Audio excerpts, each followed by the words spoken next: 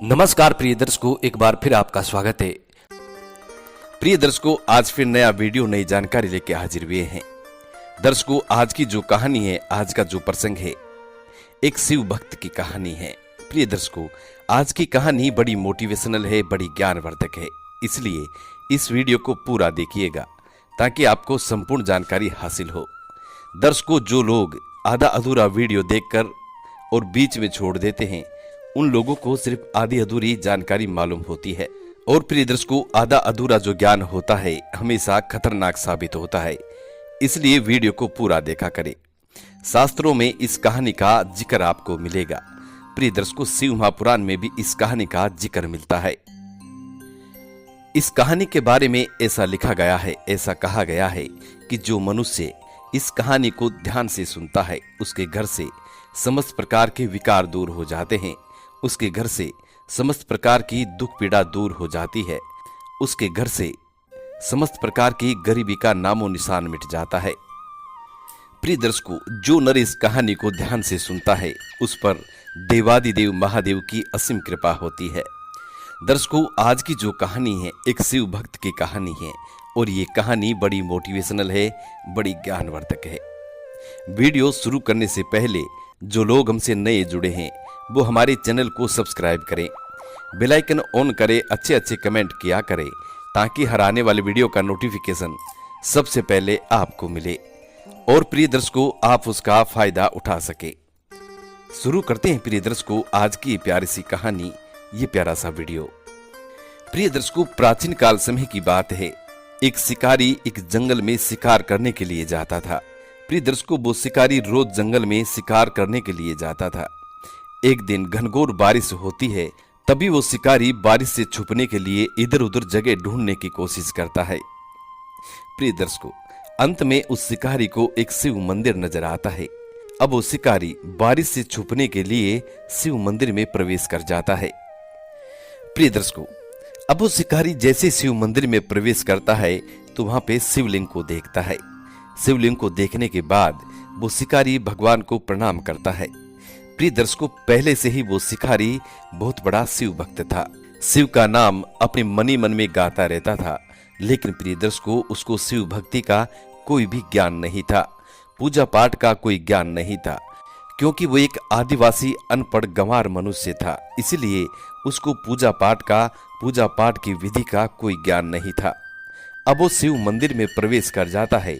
जैसे उसको शिवलिंग दिखाई देता है तो प्रिय दर्शकों सबसे पहले वो भोलेनाथ को प्रणाम करता है। उसके बाद अपने मन में एक विचार सोचने लगता है कि देवादिदेव महादेव को ऐसा मैं क्या अर्पित करूं। मेरे पास कोई पूजा की सामग्री नहीं है, कोई ऐसी चीज नहीं है जिसको मैं महादेव को अर्पित कर सकूं।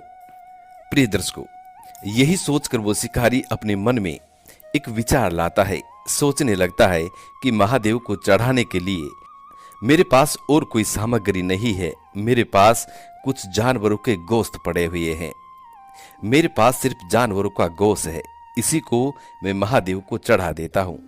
प्रिय दर्शकों, अब वो शिकारी यही सोचकर महादेव के शिवलिंग पर गोश्त चढ़ा देता है, यानी मांस चढ़ा देता है। और प्रिय दर्शकों, और मंदिर में बैठ करके ओम नमः शिवाय का जाप करता है।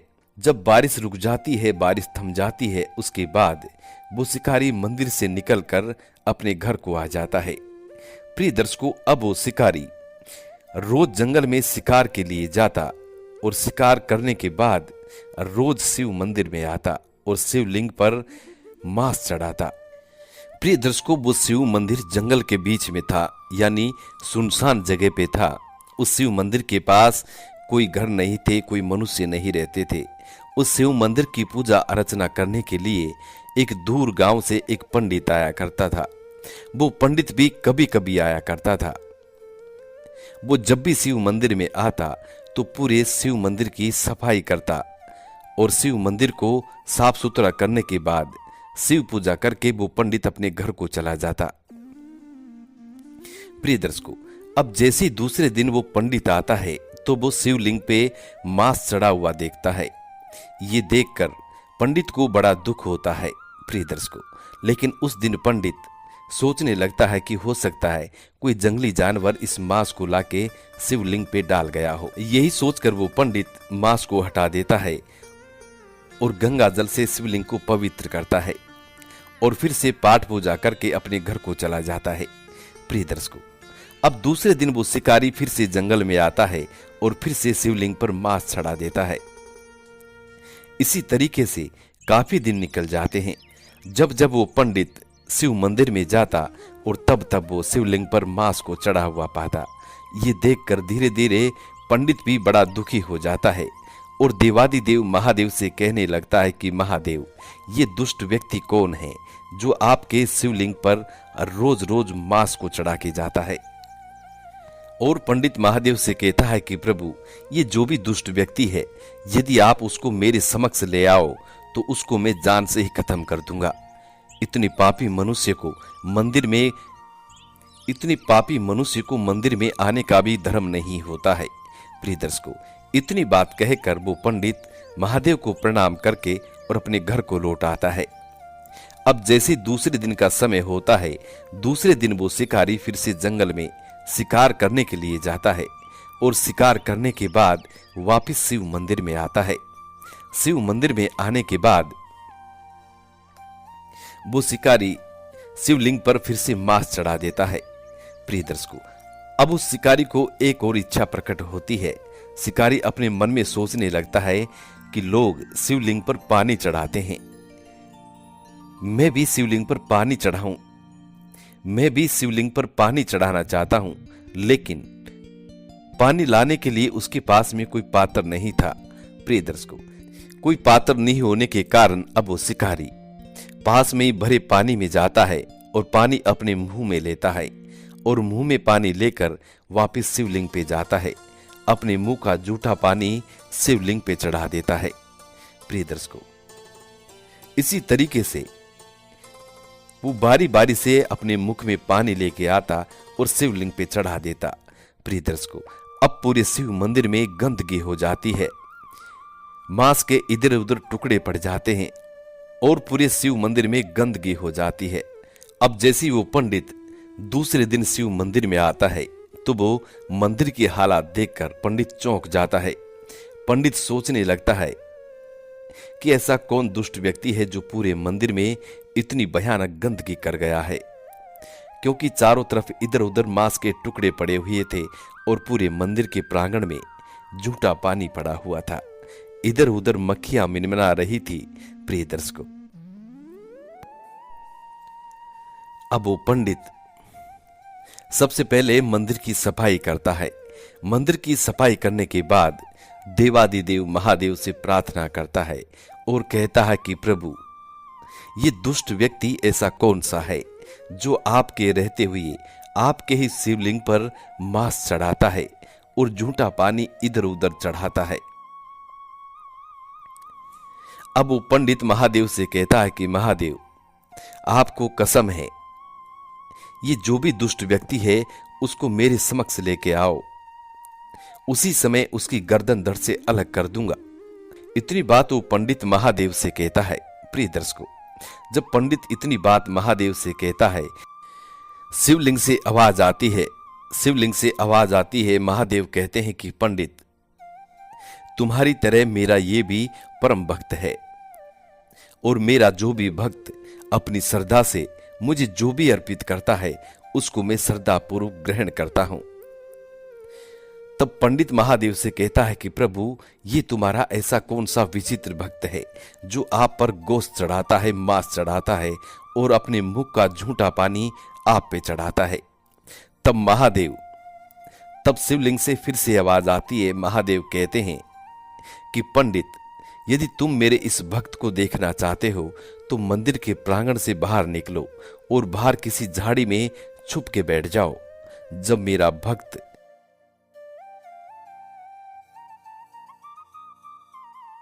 जब मेरा ये विचित्र भक्त मंदिर में आएगा तब इसको आप देख सकते हो।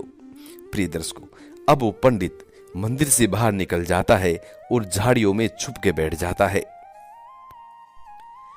प्रिय दर्शकों, अब जैसे वो शिकारी मंदिर में आता है, आते ही प्रिय दर्शकों, अब जैसे वो शिकारी जंगल से शिकार करने के बाद शिव मंदिर में प्रवेश करता है, अब जैसे उस शिकारी की नजर शिवलिंग पे जाती है तो वो देखता है शिवलिंग पर बनी महादेव की एक आंख से खून निकल रहा था। प्रिय दर्शकों, ये देखकर वो शिकारी बड़ा चिंतित होता है और अपने मन में सोचने लगता है कि जरूर मेरे प्रभु की आंख खराब हो गई है और मेरे प्रभु की आंख से खून निकल रहा है। ऐसा विचार अपने मन में लाकर अब वो शिकारी अपने थैले से छुरी निकालता है और छुरी निकालकर अपनी एक आंख निकाल लेता है। खुद की आंख निकालकर महादेव को अर्पित कर देता है। प्रिय दर्शकों, इस सारी घटना को वो पंडित झाड़ियों से देख रहा था। जब वो शिकारी महादेव को अपनी एक आंख अर्पित कर देता है, प्रिय दर्शकों, तभी महादेव की दूसरी आंख से खून निकलना शुरू हो जाता है। जब वो शिकारी महादेव की दूसरी आंख को देखता है तो उसमें से भी खून निकलना शुरू हो जाता है। तब वो शिकारी अपने मन में विचार करता है कि क्यों न मैं मेरे प्रभु को मेरी दूसरी आंख भी अर्पित कर दूं। यही सोचकर वो शिकारी फिर से छुरी हाथ में उठाता है और फिर से अपने मन में एक ख्याल आता है। सोचने लगता है कि यदि मैं महादेव को मेरी दूसरी आंख भी अर्पित कर दूंगा तो मेरे प्रभु को मैं देखूंगा कैसे। मुझे ये पता कैसे लगेगा कि मेरे प्रभु है कहां और कैसे हैं। लेकिन फिर भी सोचने लगता है कि मेरे प्रभु की आंख खराब हो गई है, इसलिए मैं मेरी दूसरी आंख भी महादेव को अर्पित कर देता हूं। यही सोचकर वो शिकारी जैसे ही अपनी दूसरी आंख निकालना शुरू करते हैं तो प्रिय दर्शकों, महादेव उस शिकारी के सामने प्रकट होते हैं और अपने भक्त को महादेव दर्शन देते हैं। प्रिय दर्शकों, इस सारी घटना को वो पंडित झाड़ियों से छुप कर देख रहा था। उस शिकारी को महादेव दर्शन देते हैं और शिकारी से कहते हैं कि शिकारी, तुम मेरे परम भक्त हो और शिकारी से कहते हैं कि शिकारी, तुम मेरे परम भक्त हो। तुम्हारी भक्ति से हम बेहद प्रसन्न हैं, बेहद खुश हैं। तुम्हें जो मांगना हो सो मांग लो। प्रिय दर्शकों, महादेव की कृपा से उस शिकारी की दोनों आंखें बिल्कुल ठीक हो जाती है। प्रिय दर्शकों, तब वो शिकारी महादेव से कहता है कि प्रभु, मुझे कुछ नहीं चाहिए, बस आपके दर्शन हो गए, मेरा जीवन सार्थक हो गया। प्रिय दर्शकों, तभी वो पंडित झाड़ियों से निकलकर महादेव के चरणों में पड़ जाता है और उस शिकारी के चरणों में पड़ जाता है। पंडित शिकारी से कहने लगता है, पंडित महादेव से कहने लगता है कि प्रभु, मैं इतने वर्षों से श्रद्धापूर्वक आपकी भक्ति कर रहा हूं, लेकिन आपने आज तक मुझे दर्शन नहीं दिए और आपका ये परम भक्त शिकारी, इसको कुछ ही दिनों में आपने दर्शन भी दे दिए। ये शिकारी की भक्ति धन्य है और आप भी प्रभु धन्य हैं। प्रिय दर्शकों, तब महादेव शिकारी को वरदान देता है। महादेव कहता है, प्रिय दर्शकों, तब महादेव उस शिकारी को वरदान देता है। महादेव कहते हैं कि मेरे प्रिय भक्त, अब मैं तुम्हें एक वरदान देता हूं। तुम्हें इस संसार में लोग कन्नापा नए नार के नाम से जानेंगे। प्रिय दर्शकों, उसके बाद उस शिकारी को लोग कन्नापा नए नार के नाम से जानते हैं। और प्रिय दर्शकों, उस शिकारी का कहीं कहीं मंदिर भी बना हुआ है। देवादिदेव महादेव का परम भक्त के नाम से इस नए नार शिकारी को जाना जाता है। प्रिय दर्शकों, ये कहानी, ये कथा एक सत्य घटना पर आधारित है।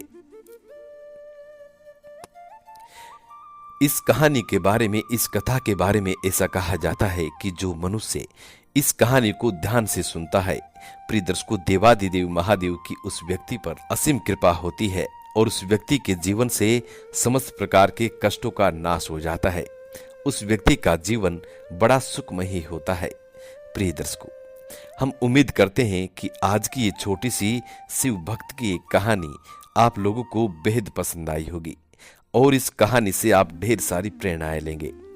प्रिय दर्शकों, देवाधिदेव महादेव इतने भोले हैं कि अपने भक्त की हर इच्छा को पूर्ण करते हैं।